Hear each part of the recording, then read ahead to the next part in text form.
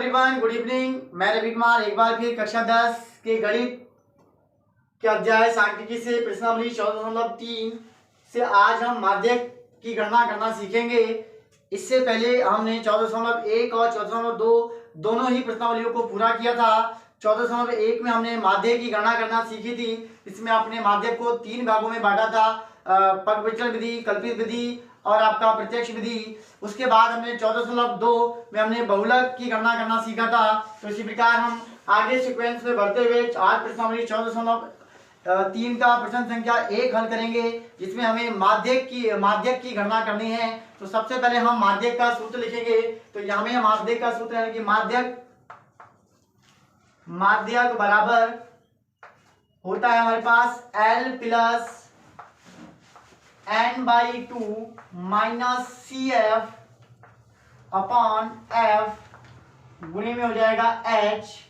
तो इन सभी वैल्यू का पता करने के लिए हमें इस तालिका को पूरा करना है। जैसे कि हमें यहाँ पे तालिका में दे रखा है मासिक खपत इकाइयों में उपभोक्ताओं की संख्या।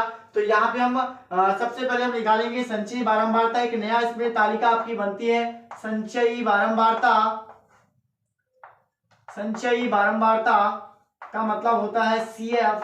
तो CF का अगर हम मतलब निकालें तो ये होता है हमारे पास F और ये होता है CF।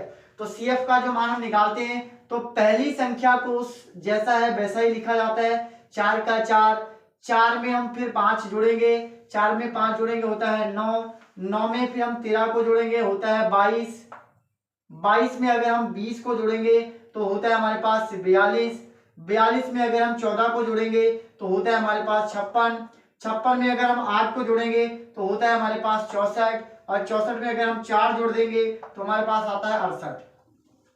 तो इसी प्रकार हमने संचयी बारंबारता निकालना सीखी है। तो संचयी बारंबारता निकालने के लिए हमें बारंबारता की टेबल को जैसा है, पहली संख्या को जैसा है वैसा ही लिखते हैं और उसके बाद हम पहली संख्या में दूसरी संख्या को जोड़ेंगे, उसका जो टोटल आएगा, उसका जो योग आएगा, उसमें हम तीसरी संख्या को जोड़ेंगे, उन तीनों संख्याओं का जो योग आएगा उसमें हम चौथी संख्या को जोड़ेंगे, चौथी संख्या का जो योग आएगा उसमें पांचवी संख्या जोड़ेंगे।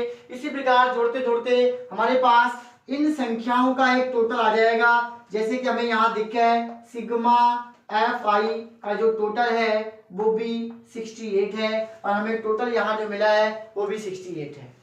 तो हमारे पास यहाँ पे माध्यक में होता क्या है, सूत्र में एक L होता है, एक हमारे पास F होता है, H होता है, N होता है, CF होता है। तो L का मान हमने बहुलक में भी देखा था कि जो सबसे बड़ी संख्या बारंबारता की होती है उसके ठीक सामने वर्ग अंतराल में जो सबसे छोटी संख्या होती है वो L की होती है। H का मान भी हम पहले से सीख के आ चुके हैं कि वर्ग अंतराल में जो आपका गैप होता है, अंतर होता है, उस अंतर को ही हम H का मान कहते हैं। N का मतलब जो होता है यहाँ पे टोटल, यानी कि इसी को हम सिग्मा FI भी बोलते हैं, इसी को हम N के नाम से भी जानते हैं। तो यानी कि N का जो मान हमें मिला है वो हमारे पास है 68। और हमारे पास अगर F की बात करें तो F का मान हमारे पास सबसे बड़ी संख्या जो है हमारे पास 20 है। तो हम यहाँ पे लिखते हैं सबसे पहले कि जो F का मान हमारे पास है 20। उसके बाद अगर हम L की बात करें तो L का मान मैंने बताया था कि बड़ी संख्या के ठीक सामने जो छोटी संख्या होगी वही आपका L का मान होगा। तो L के सामने F के सामने हमारे पास दो संख्याएं हैं, 125 145। तो 125 और 145 में जो L का मान होगा वो छोटी संख्या यानी कि 125। तो यहाँ पे हम लिखेंगे L की जगह पे 125। H की अगर हम बात करें तो H का मतलब इन वर्गंतराल की संख्याओं में कितने का एक अंतर है, कितने का एक गैप है। तो इन संख्याओं में सभी आपका 20 का एक अंतर है। तो यानी कि H का मान हो गया 20। अगर हम बात करें CF की तो CF का मान निकालने के लिए आपको F के मान के पास जाना पड़ेगा पहले। तो F का मान मतलब हमारे पास 20 है। तो F के ठीक सामने संचयी बारंबारता की तालिका में हम जाएंगे तो 42 और 42 के ठीक ऊपर की जो संख्या होगी वो आपकी होगी CF। यानी कि CF का अगर हम मान बात करें तो वो होगा हमारे पास 22। और N की अगर हम बात करें तो N को ही सिग्मा FI बोलते हैं और सिग्मा FI को हम N बोलते हैं, यानी कि N का मतलब हमारे पास हुआ 68। अब यहाँ पे माध्यक का फॉर्मूला लगाते हैं। माध्यक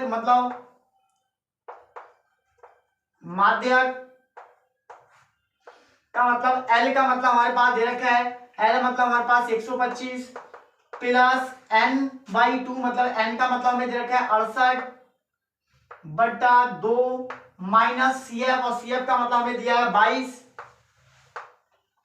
बटा एफ का मतलब है 20, यहां पर गुणा में एच का मतलब भी है हमारे पास 20, तो इसको हल करेंगे 125 प्लस आपका 68 में से 68 की अगर डिवाइड करेंगे हम 2 से तो ये कट जाएगा 34 बार, 34 माइनस 22 बट्टे में आ जाएगा आपका 20 और गुणे में भी आपका कितना है 20, तो यहां से हम करेंगे 125, 20 से 20 कैंसिल हो जाएगा, तो यहां से हमारे पास प्लस, यहां से बचेगा 12, तो माध्यक जो निकल के आता है हमारे पास 125 में अगर 12 को जोड़ेंगे तो 137, जो कि हमारे पास माध्यक के रूप में आ चुका है।